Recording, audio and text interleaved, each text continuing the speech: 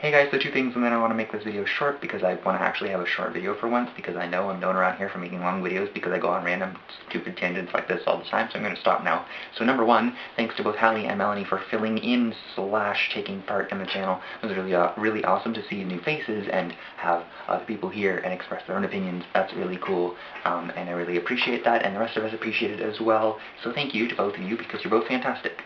Yeah.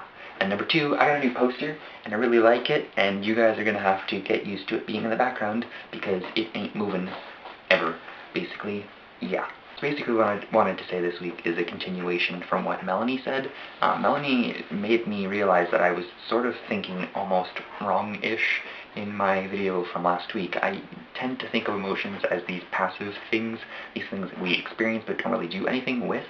And I don't think of the consequences of emotions, and I don't usually think of emotions actually being the cause for something that we do.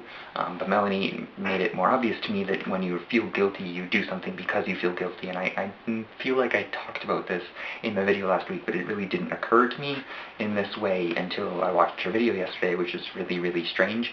But yeah, I usually think of emotions as something that you experience, but she brought up the point that you can actually do something because of emotions, and that's really strange, and I don't really know how to explain this very well, so I apologize.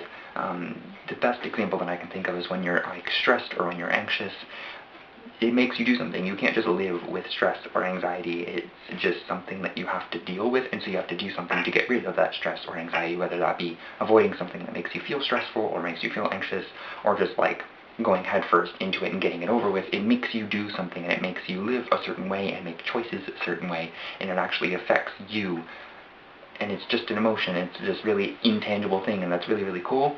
And I was thinking about it and realizing that basically only the negative emotions actually are like that, because the positive emotions, like happiness, is the clearly obvious positive emotion.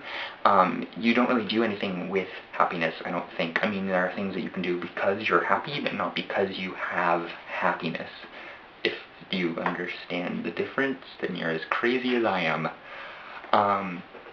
Like when you're happy, you just sort of like relax and things are good. But when you're not happy, when you're angry, or when you're guilty feeling that was terrible, or when you feel guilty, or when you're sad or anxious or stressed or anything like that, you want to do something with that emotion in order to become not sad, anxious, stressed, etc. anymore. And it's just a really strange concept to me that I didn't realize until like yesterday, even though I probably did realize it on some level because I think I talked about this a little bit in my last video. Maybe I'm just rewording my last video, I have no idea, but like I said, I wanted to keep this short, so I'm going to leave now. I think it's Katie's challenge week this week because I did my thing last week, so leave challenge suggestions down below for her, and I will see you guys next week. Katie, I will see you tomorrow. Bye.